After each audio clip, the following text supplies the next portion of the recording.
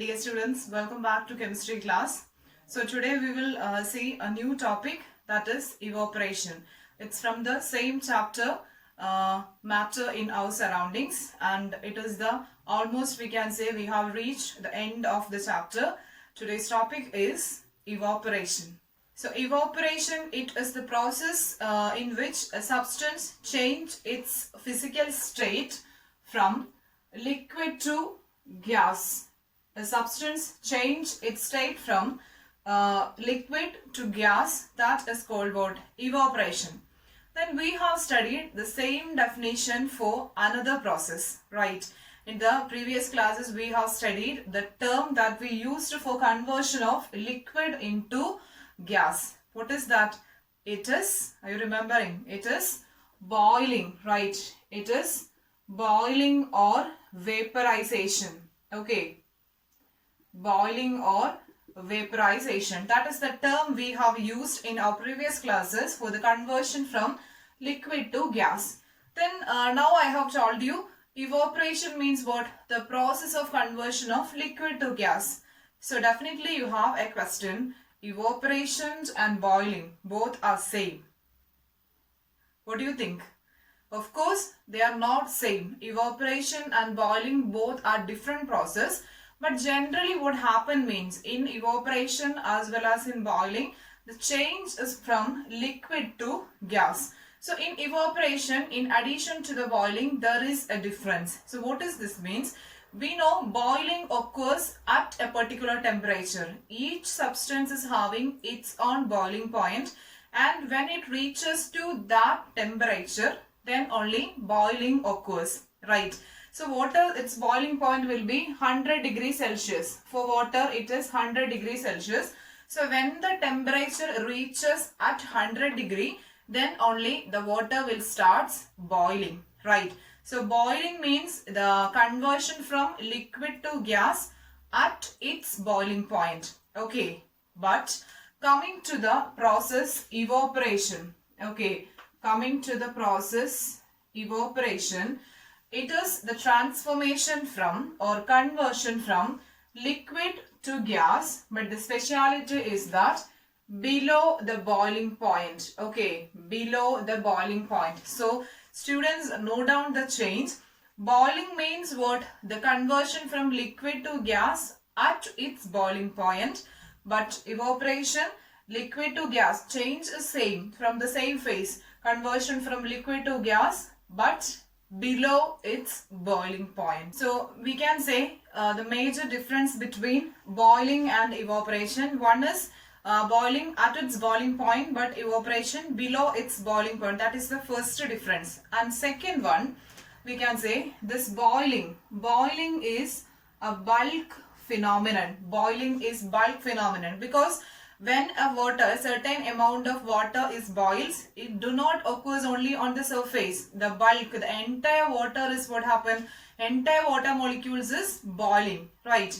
But coming to the process evaporation, evaporation is a surface phenomenon. Evaporation is a surface phenomenon. That means suppose if I have taken some water, in this beaker, then what happened is that due to evaporation, liquid will changes to what? Gas, right? So here we cannot say all the liquid molecules, all the liquid particles do not changes to gaseous form. Only the particles which present in the surface, will escapes. Okay, the particles which present in the surface will convert to the gaseous form, and that is why we will say evaporation is a surface phenomenon. But coming to the boiling means not only these particles on the surface, every water molecules will what happen? They will boil. But evaporation means it is meant for only the particles which present in the surface. Okay, and now let's see how this evaporation, how the process is occurs and why it happened only for the molecules present in the surface. Okay, so let's see that. So for that, I told you the particles which present in the surface only escapes into gaseous form. Okay. So here what happened is that these particles present in the surface will collide each other. They are in continuous Brownian or zigzag motion. So what happened? They were almost always they are collide each other. So by colliding each other, it will gain a surface energy. It will gain a surface energy. Particles will gain an energy by this continuous collision, and that energy will be, and this energy gained by the collision will be greater than the intermolecular attraction. Intermolecular attraction. Okay, so students note down the point. So by the continuous collision of particles of the surface, okay, that molecules, it gains an energy, and when that energy is overcomes the intermolecular force of attraction, because we know each particles, they were attracted by an intermolecular force of attraction, right? So when this colliding energy, that energy gained by the collision is overcomes this force, what happens? The particles can easily escapes out. Okay. And thus we will say evaporation is occurs. So suppose this beaker is an open beaker, right? So here it is exposed to air. So the collision is occurs between liquid collision and liquid, and it can be collide with the air particles too. So two types of collision occurs for a water which is present in this container. So we can list down the difference between evaporation and boiling. So the first one, evaporation is occurs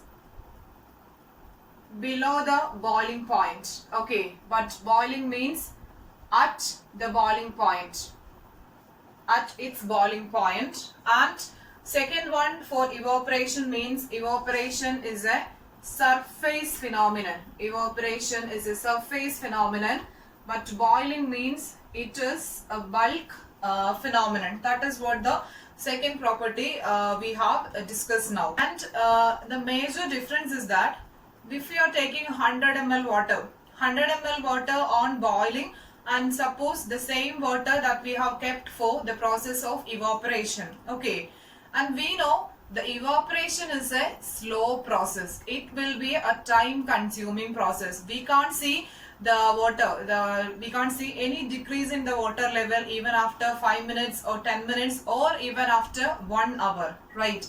So evaporation will take a time, more time compared to the process boiling. So that also we can write.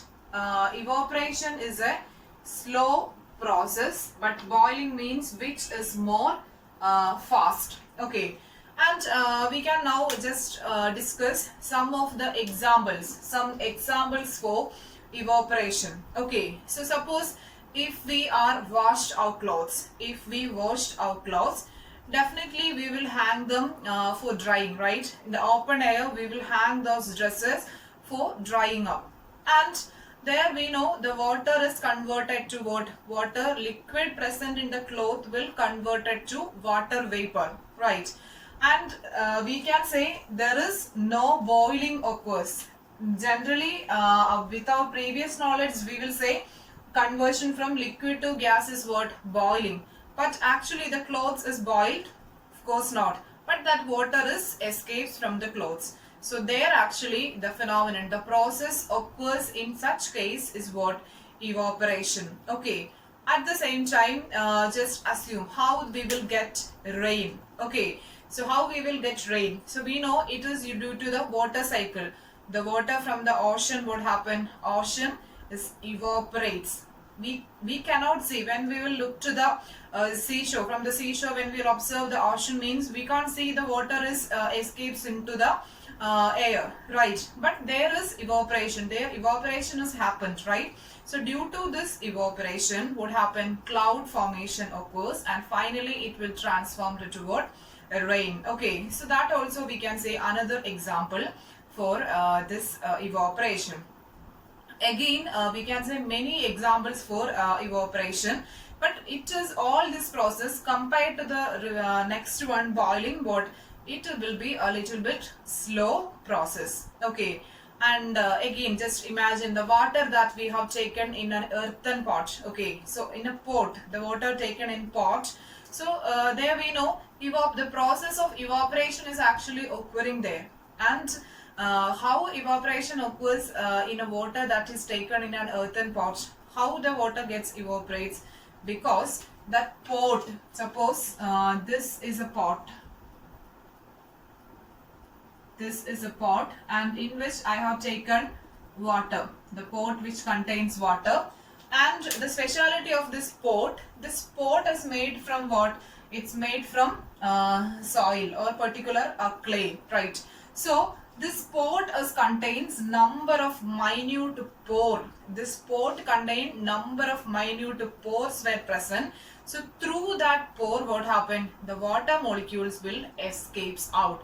Through the pores of that pot, this water molecules will escapes out. So through this surface, it collides with the surface. The particles present in this near to the surface will collide each other, and finally they escapes out through the pore space present in this earthen pot. Okay, so that also an example for what? Evaporation. Okay, so dear students, we have discussed some examples for evaporation. Again, there are many examples, so please list down the examples for evaporation that you have seen in your daily life. Okay, that you can copy to your notebook, different examples for evaporation. So today we discussed a new concept, that is evaporation, which is entirely different from boiling, even though the same phase change occurs. One occurs at its boiling point, but other one occurs below its boiling point. Okay, so remember all the postulates or properties of the properties regarding this evaporation, and get ready for the live session. See you in the next class, and thank you for watching.